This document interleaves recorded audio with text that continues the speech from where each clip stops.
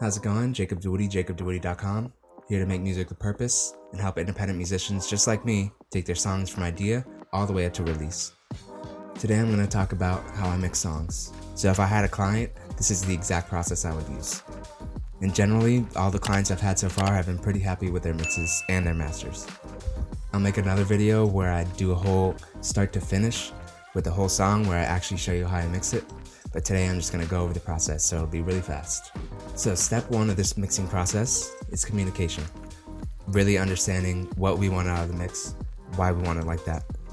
Especially with remote mixing and mastering, that communication is key. Revisions are a huge part of the process. Revisions are normal, but the goal is to eliminate that as much as possible with efficient communication. So the first step of the actual mixing process is volume. So I call this a static mix, where I'm going to mix in mono, and we're going to use gain staging. So the reason I mix in mono is you really get to pay attention to that volume only. So we're going to move this to mono, and then we're going to gain stage. So select all the tracks, bring it down. You can bring it all the way down. I've found that you can bring it up to about here. It'll be fine.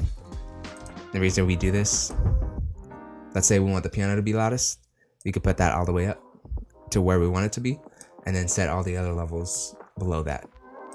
So generally what you'd probably start with is the vocals. You probably set that level because that's what you want the loudest, and then everything else under that. So that's gain staging. And let's pretend that we just did that. Then we're gonna go to the core mix. So that's EQ, compression, panning. So equalization, that's just frequency, low, mid, high. Compression, that's leveling out the track, so the range of the volume. You don't have super loud, super soft, it's all right here. A lot of pop music is right here. And then panning, that's the stereo field, left, right. So EQ, we do some subtractive EQ. So we'll boost a little bit, we'll listen to it, try to find stuff that doesn't sound good, and we'll just cut it a little bit. And then of course additive is going to be the opposite. Go ahead and listen for stuff we do like, and we could just boost it a little bit. And the compression, there's multiple plugins that you could use for all of this. I like using this one. So we set the threshold and the ratio. So basically how that works, if the ratio is 3:1, every 3 dB above the threshold is only going to get 1 dB out. So it's going to compress that. And you'll see that here in the gain reduction. So you really see how much it's going to be down on that. Here's another one. This is the stock one for FL Studio. You'll be able to see this a little clearer. So you can see how much it's kind of down on that. So again, you just do that to set the whole level. And of course panning, this is the most creative part. Let's say you have a piano, but then you also have a synth. These two are actually the same exact part, but different instruments. So maybe I could have one to the left, one to the right, so then they're just down on top of each other in the center. So especially with vocals, all the background vocals, we're going to have those pan to the left and the right. You can have a lot of cool effects with that. Even with the hi-hat a little bit, add a little panomatic, where it's just going back and forth. Just adds a little spice. The vocals, all over the place, of course. Cool chorus effect people do is having one version of that to the left, to the right, and one to the left, of course. It's just stereo field. Makes it sound wider, makes it sound bigger.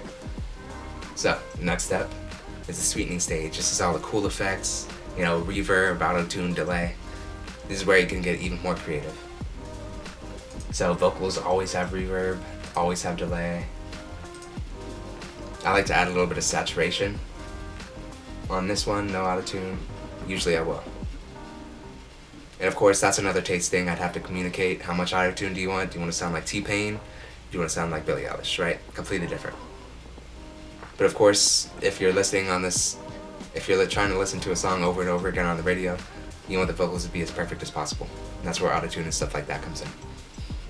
And of course, super, super detailed, where we just go in, make automation tweaks.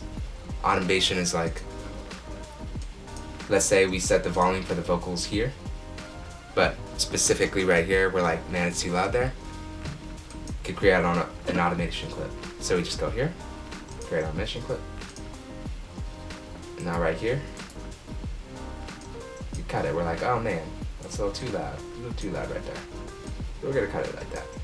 And you just do that. Super, super detailed. I'll go in, I'll spend about 25 minutes on each of these stages at least.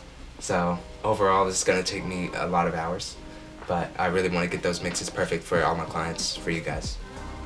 And of course, you got the final mix. So this is where we wanna rest. You wanna take a break from the music. It's really important we do that because you're gonna lose perspective. Not just because of, so you have ear fatigue, but then of course, if your brain hears it over and over again, it's just gonna get used to that. So this last step of the process, fresh ears are super important. And of course, I'll go back and check every single stage. So maybe there's a mistake in EQ, I'll go back, I'll find that.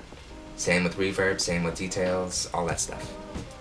And this is the hardest part. This is where you get, mix 1, mix 2, mix 3, and you just keep redoing it.